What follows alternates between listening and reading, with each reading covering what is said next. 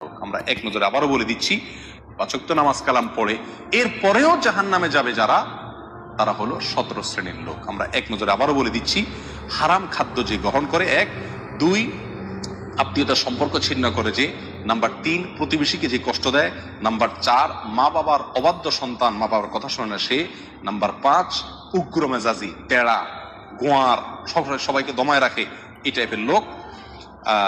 Number 6 অধীনস্থদেরকে, প্রজাদেরকে, যে সমস্ত শাসকেরা, যে সমস্ত রাজারা, যে সমস্ত রাষ্ট্রপ্রধানেরা, সরকার প্রধানেরা বা যে যে লেভেলে আছে সে তার প্রজাদেরকে ধোঁকা দেয় যে তারা।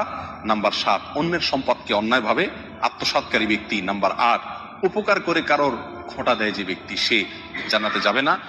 নাম্বার 9 চগলখোর ব্যক্তি জান্নাতে যাবে না, মানুষের পিছনে কথা লাগায় বেড়ায় একজনের আরেকজনের কাছে। নাম্বার 10 অন্যকে নিজের পিতা হিসাবে, নিজের বাবাকে না বলে, পরিচয় না দিয়ে অন্যকে নিজের বাবা হিসাবে, পিতা হিসাবে পরিচয় দেয় যে ব্যক্তি, সে। নাম্বার 11 গর্ব এবং অহংকার করে যে ব্যক্তি, যার মনের ভিতরে অহংকার আছে, সেই জান্নাতে প্রবেশ করবে না। নাম্বার 12 রাসূলুল্লাহ সাল্লাল্লাহু আলাইহি সাল্লামকে যে ব্যক্তি ফলো করে না, তার নির্দেশকে মান্য করে না, সেই ব্যক্তি।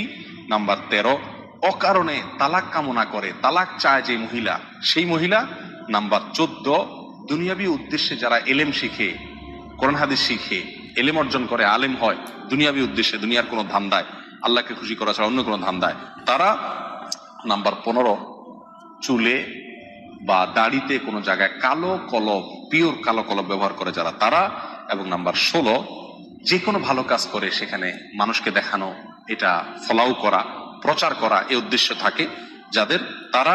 নাম্বার 17 ওয়ারিশকে বঞ্চিত করে তার হক থেকে, এরকম অভিভাবক। এই শ্রেণীর লোকেরা মুসলমান হয়েও জান্নাতি হতে পারবে না। আল্লাহ তাআলা আমাদের সবাইকে এই দুর্ভাগাদের তালিকা থেকে